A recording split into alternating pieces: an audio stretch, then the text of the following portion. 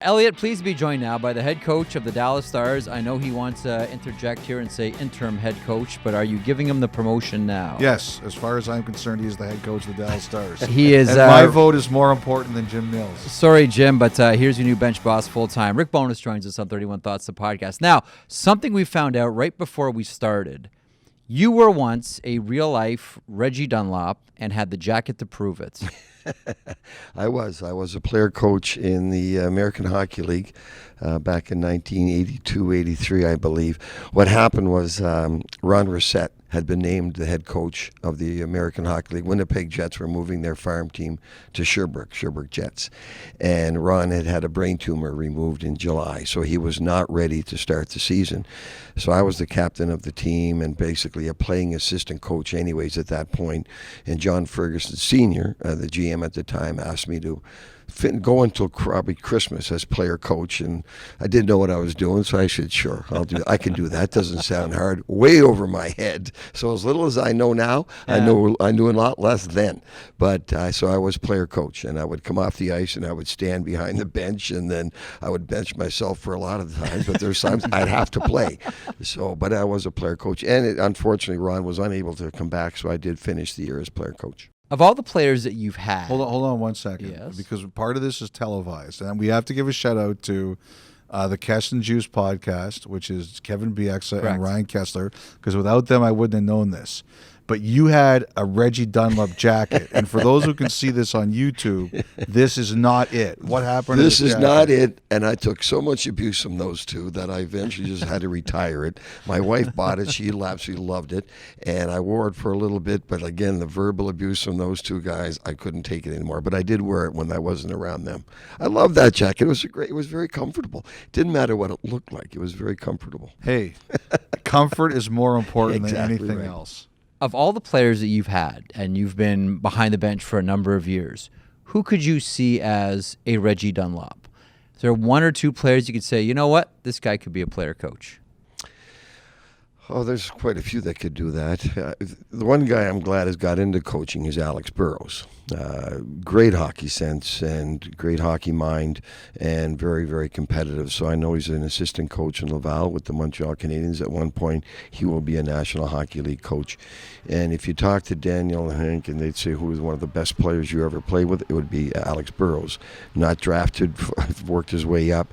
So he has the character, he had the work ethic, he had the determination, and he had a really good hockey mind. He had a really good hockey sense out there. So could he have done that? Absolutely, and I'm glad he's got into coaching. The game needs more coaches like Alex Burrows who worked their way up the hard way, wasn't given anything. Yep. He was never deterred from he just kept pushing forward till he made it. And when he made it, he never took a day in the league for granted. Worked very hard every day, and he brought it every day. And he knew how fortunate he was to play in our league, because I always tell our players today, it's truly a blessing to play in our league every day and never take it for granted. So Alex Burrows would be the guy that I would say definitely could have handled that. Quick follow-up on Burrows.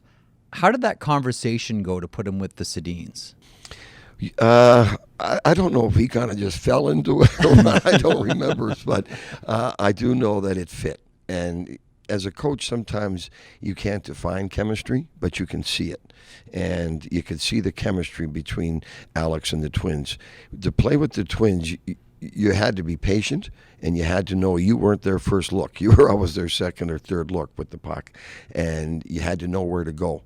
And Alex had that ability to read off of them, get to the right spot, go to the net, and knowing that he could be wide open with Hank with the puck, but he's looking for Danny first, and then you're getting the second look. But he had the patience and the hockey sense and the feel how to play with them. There was just great chemistry there. And Alex was a gritty guy. Like, people don't understand. Like, he would take the heat, and he'd go in the corners, he'd go to the net, and he'd take a lot of the beating. But he never complained, but it just fit. When you coached Burrows, were you this complimentary to him? I coached the D door. That's right. But he did help our penalty killing a lot, so I dealt with Alex a lot. And yeah, but you know what? You'd never get upset at a guy like Alex, because he knew he was giving you everything every day. Mm-hmm. There was never an issue, okay, Alex, we got to get going here. You got to do this. You got to work harder. There was never an issue with that, so I didn't have to deal with that. Was there anyone you ever coached who then went into coaching and you said, I cannot believe that this guy is behind a bench. I never, ever would have thought it. Well, I've coached so many players over the years. I'd have to give that one some thought. I'm sorry. Yeah, but no. No one jumps out at my mind. No. There's a lot of guys that I didn't coach that I'm shocked got into coaching. All right, I know one guy who, let's talk about him, Travis Green in Vancouver. And every time I see him, he always tells me, Bones, I must have drove you crazy as a player. And so it is Travis Green. But Travis, again, he was a smart hockey player, really good with the puck, good offensive instincts. Because he didn't have the greatest practice habits, right? But then, so I know the work ethic you need to be a coach in this league. But and give Travis a lot of credit. He went to junior as an assistant coach. He learned the hard way. Another guy that paid his dues. So I'm very, very happy for Travis. But again, every time I see him, he said, "Bones, I must have drove you crazy." I said, a little bit at times. Bruce Boudreau says the same thing. Like, I once asked him, like, what would Bruce Boudreau, the coach, have thought about Bruce Boudreau, the player? And he goes, I would have hated him. Like, that's his line. I would have hated him. Want to get to the Dallas Stars here, and we will in a second, but I want to rewind to Tampa quickly. I want to focus on two defensemen. So, speaking with someone a while ago about yourself and your time in Tampa, and the first thing this person said to me was he saved Braden Coburn's career. Before I ask you about Victor Hedman, what did you do with Braden Coburn? That's a good question. I'm surprised to hear that, because when we got Braden Coburn, what you could see right away was a big guy that could skate, great mobility, and a very competitive guy. I think maybe his role changed when he came to us in Tampa. He was no longer looked at as, okay, you got to go out there and play 25 minutes in the power play, do everything. I think maybe the role that he had to play when we got him. But what you loved about Kobe, that he could play right or left, shift to shift. It never bothered him. Again, great mobility for a big man, very competitive, very coachable. And a guy like Kobe, sometimes you got to go find guys. Okay, we got to look at some video here. That Kobe would come to me and say, let's look at some stuff. So he knew he wanted to get better. He knew he had to keep working and keep getting better to stay in the league, and which he did. And so I'm kind of surprised to hear that, because I never had any issues with Kobe. I thought he was a good player when we got him. I think probably most of that is based on his role. I don't know what the expectations were and the role of with his other teams. It's none of my business. But I do know when he came to Tampa, we needed a big guy, stay at home, play defense, be physical, and could move the puck, and Kobe did fit the bill. The other conversation we had about you in the Tampa defense was Victor Hedman. And this person said Rick Bowness really helped this guy flourish by becoming his friend. More so than just teaching top down, he became Victor Hedman's friend, and that built that trust with Hedman that allowed him to flourish. Your time with Hedman. Tell you who helped me with that was Matthias Olin, because Olin and I had Oli in Vancouver, had a great rapport with him, and then he signed with Tampa. So when I did sign with Tampa, we talked a lot about Oli, about Victor. He said he's had a lot of coaches. When a young player comes into our league and has 3 or 4 or 5 coaches, he's hearing 3 or 4 different voices, different approaches. He said he doesn't really trust coaches. So as soon as I heard that, okay, that's interesting.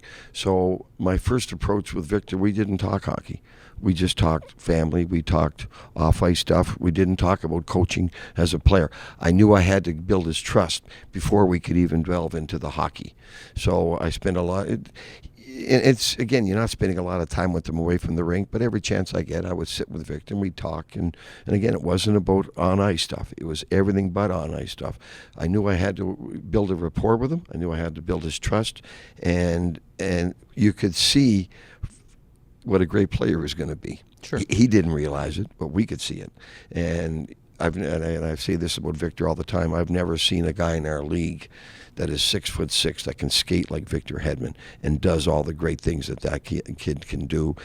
He just needed, I think he just needed to trust somebody, and he needed to know that we had his back and that we were there to help him, not just to throw our philosophy on him all the time. I had to wield that trust, and then I had to let him play to his instincts, and we just we had that relationship that eventually there was a solid trust. And today, like, Victor's like an adopted son to my wife Judy and I. We just love the kid, and we still stay in touch with him. But Victor Hedwin's one of my all-time favorite players to coach, and just a wonderful kid. But again, he's like a son to me.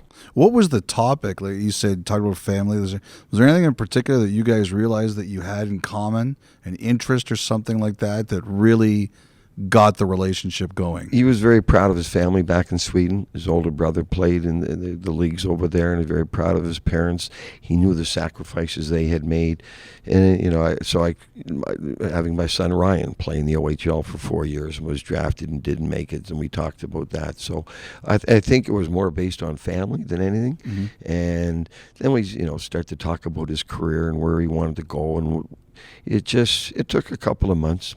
Mm-hmm. But well worth it. I want to talk to you about this year. You're in Dallas. You're the associate coach. I'm the interim head yes. coach. Let's not forget that. Yeah, no, you're the interim head coach. I promise I will stick to it for the purpose of this question.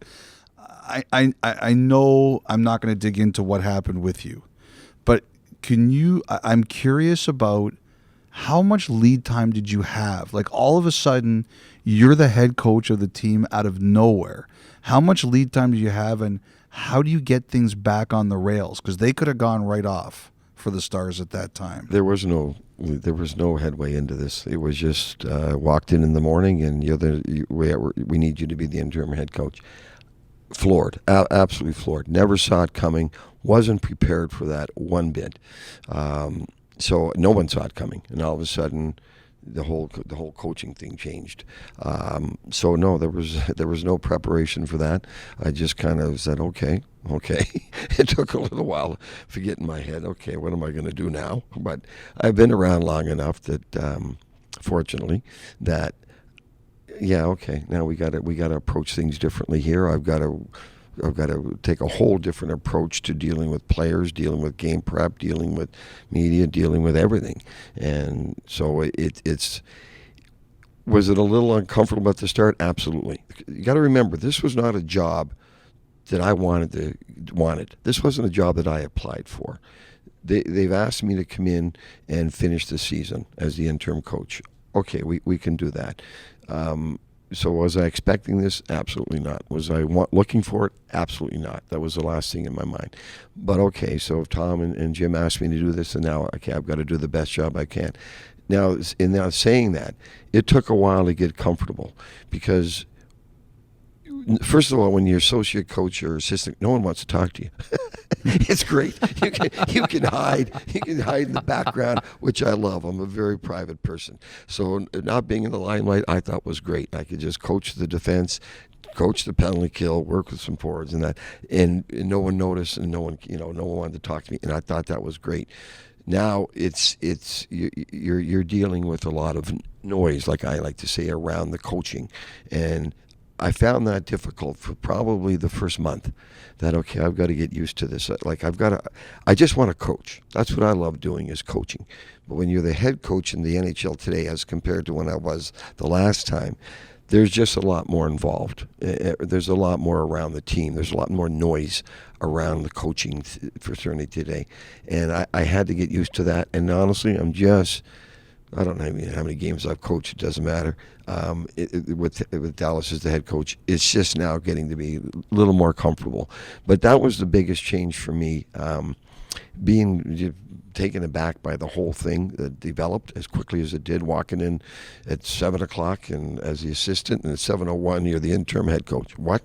Where'd this come from? And so it's taken a while. When in your first head coaching job, your stars were Dale Hawerchuk and Thomas Steen. How does it compare dealing with Dale Hawerchuk and Thomas Steen in 1986 to dealing with Tyler Seguin and Jamie Benn in 2020? Well, the difference, it was that I had actually played with Dale and Thomas. Right? So when we drafted Dale back, and when we drafted Dale 81, so I played a little bit with Dale, and I played a little bit with Thomas because I was up and down from the minors, and then I was an assistant coach for 3 years. So I had a good rapport with those guys prior to me coming in as the well, again, that was interim when they fired Danny Maloney. Coming into Dallas, I had no idea of, any relationship at all with Tyler and Jamie. So again, I had to build a relationship with them. And again, now that my role has changed, the title has changed, my relationship with them has changed. I'm far more involved with them now than previous, because just coaching the defense and coaching the penalty killing didn't have a lot to do with them. Just, you talk to them as a coach every day and a friend every day. So now I've worked hard to develop a strong relationship with them. Listen, I know there's been, some criticism over the past about them, but not scoring this and that. Both of these guys, as far as I'm concerned, their hearts are in the right place. They want to win. Maybe the numbers aren't what everyone expected and based on salary, based on whatever, but their hearts are in the right place. They want to win. So my relationship with them is based on that. And I have a lot of respect for their character, a lot of respect for what they bring to the ice. You mentioned coming to Dallas, and right away there were two defensemen. I think a lot of people noticed right away their game went to a new level with you handling the defense. One is Esa Lindell, and the other is Jamie Alexiak.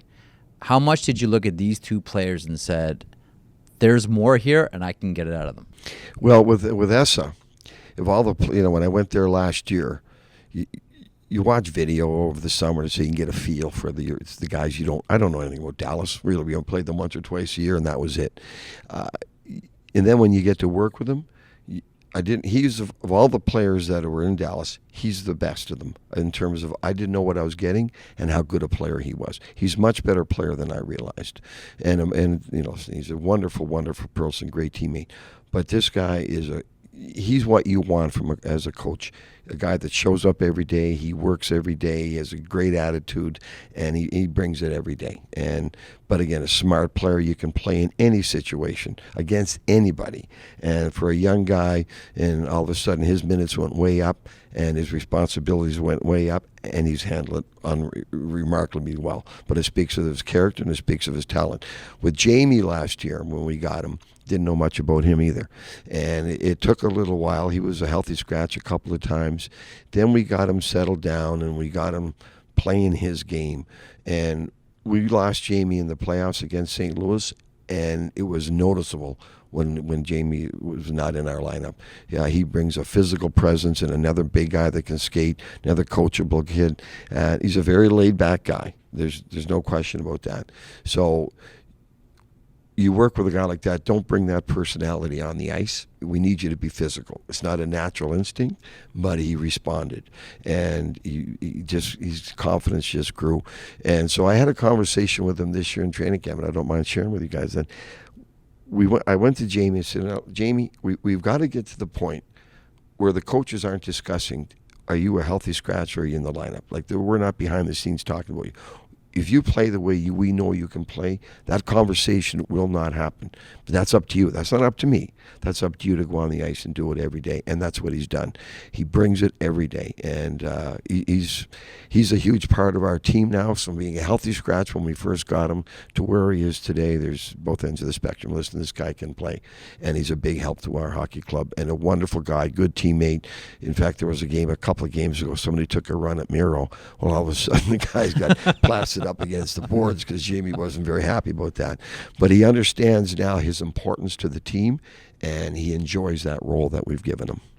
I wanted to ask you a little bit about the Coaches Association. And when you first started, there was nothing like that. And if you ever walked in and said, like, at that time, coaches said, we want to start a group, you probably would have been blackballed. Well, let's go back to the 80s. Yeah. Those conversations did take place. Okay. And we did try to get something going.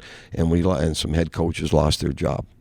And so they did. And I know I'm aging myself with that, but some coaches, and that was never proven, obviously, that they were fired because we're trying to get an association going. But you guys knew, like in the group, we knew we needed to get it. The Players Association was gaining strength. We felt at that point we needed something. We didn't have any pension benefits back there. It was, here's your salary, take it or leave it. Like, we didn't have any strength. So the association today has done a remarkable incredible job for every coach, not just at our level, but anyone aspiring to be a coach, because all the information in terms of salaries is there for you, and it just opens up more doors that we have an association, so you can contact other coaches. So there's more interaction between our coaching now than our coaching fraternity now than there ever was, and a lot of that is based because of our association. They do it. We talk about salary information, and they've done a phenomenal job. Just getting imagine that now. We're just getting to the stage that every coach in our league now has a pension. We never had that before. There was probably 40% of our coaches weren't even involved in any team's pension.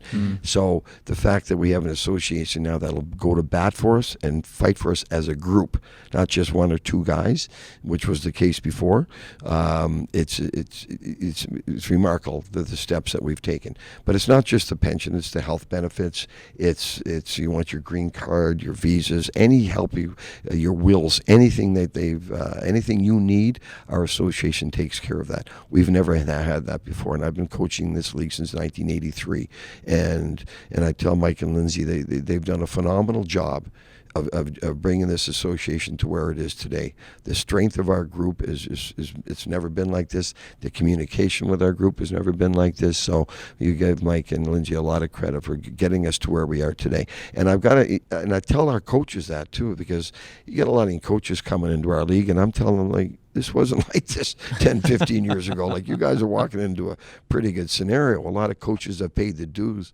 to get you to this stage, but we needed the support, and they've done a great job with the league. How much support is there amongst coaches? There is a feeling that there's 31 teams, so there's 31 head coaching jobs, and everybody would, knock their grandmother down an icy road to get one of these jobs. Is it like that? Is it that competitive? Is it that dog eat dog, or is there support amongst the group? There's support. I'm in a different stage of my career, and I get that. But for a young guy coming into our league, and I try to talk to them like they're very, very supportive. No one wants to see a head coach get fired. Do they all want head coaching jobs? Absolutely. That's why they're getting into the business. That's why they're getting into the industry. They all want that shot at a head coaching job. So, but in saying that, we're all very supportive of each other. We're all very saddened and disappointed when one of us gets fired, because no one wants to go through that, because I've been through it a few more times than I want to remember. It's not a fun experience. So you never, ever want to see one of your partners get fired. That being said, it opens the door for someone else. And there's a lot of guys that want to get a head job. And so, there's the pros and cons to it. You just hate to see someone get fired, but it also opens the door for someone else. Here's my last question. You mentioned your son, Ryan. He runs scouting for He is director of pro scouting for the Pittsburgh Penguins. Yeah. So let's just say that at some point, Ryan becomes a general manager, and he says, "Dad, I need a coach." Oh, I'll be too old by then. No. No, I've already told him, you become a GM. I want to be a consultant. Okay. I think that'd be awesome. Consultant's the best job in the world. That's what I say. How do you get one of those jobs? Okay, let's do it. Let's do it this way. Ryan's a GM, and he says to you, "Dad, I got a problem with my team. I got to make a change. I need you to be my interim head coach just to help me see what's going on down there." Do you take a job as coach under Ryan Bowness, the general manager? Man, that's hypothetical. Listen, he's my son. I would do absolutely anything in the world to help him. And I think we would both know, because that's a few years away, and I'm 65 now, that would be a very short-term thing. Let's put it this way. It's like I wouldn't be there to extend my coaching career at all. Okay. Well, then, did you ever try to dissuade him from becoming an executive or anything like that? Or you were always, "Ryan, you got to follow your path"? First of all, he's a lot smarter than I am, because he doesn't want to coach. And he wants to be a general manager. But Ryan's always had what I've had, the passion for the game. And, he played 4 years in junior, and he went to St. Mary's, got his degree, and played a year in the East Coast League. But he's always had the passion for the game. And so my oldest son, Ricky, never played until he played a little house league in Ottawa, and never steered Ricky towards hockey whatsoever. That never bothered me one bit. And eventually Ricky ended up working in the league in the media relations department for Detroit and Columbus. But now he's on his own business-wise. But Ryan's always had that passion. And so I've kind of helped him with that. And again, I'm glad that he's in the game because I know how much he loves the game. So just when they were kids, I'd bring them to the rink in the morning. Well, Ryan would run into the locker room and he'd be working with the trainers. He'd be doing laundry, hanging up sweaters, looking at equipment, and then he'd come in at noon and say, "Geez, Dad, they're gonna buy me a piece of pizza." So isn't this great, Ryan? Right? So we got to raise your level. We got to be more demanding. Well, Ricky would come in. He'd go on the computer and he'd be teaching his father how to use the computer. So Ricky had the brains, but Ryan's always had the passion. So I'm glad he's in the game, and I'm really, because he is chasing his dream of being a general manager. And I never forced hockey on him.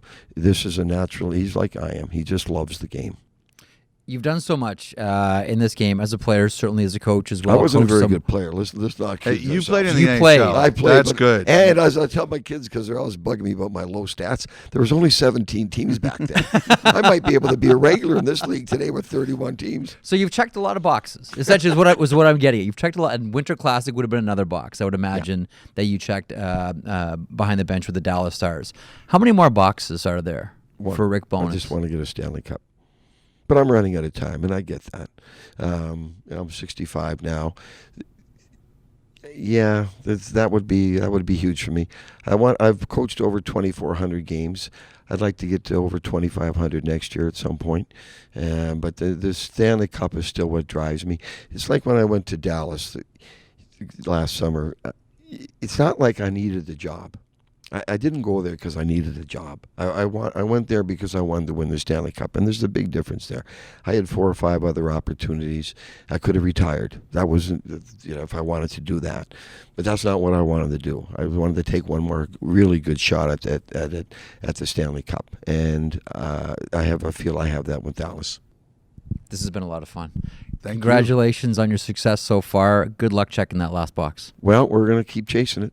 I'm running out of time, but we're going to keep You're a chasing young it. 65. Oh, yeah. Listen, Is there such a thing? Yes. I keep hearing this, the 65 is now the 45. When do I feel 45 again? I got to tell you, I'm turning 50 this year, and my buddy's like, you don't look a day older than 70. So, you look better at 65 than I do at 49.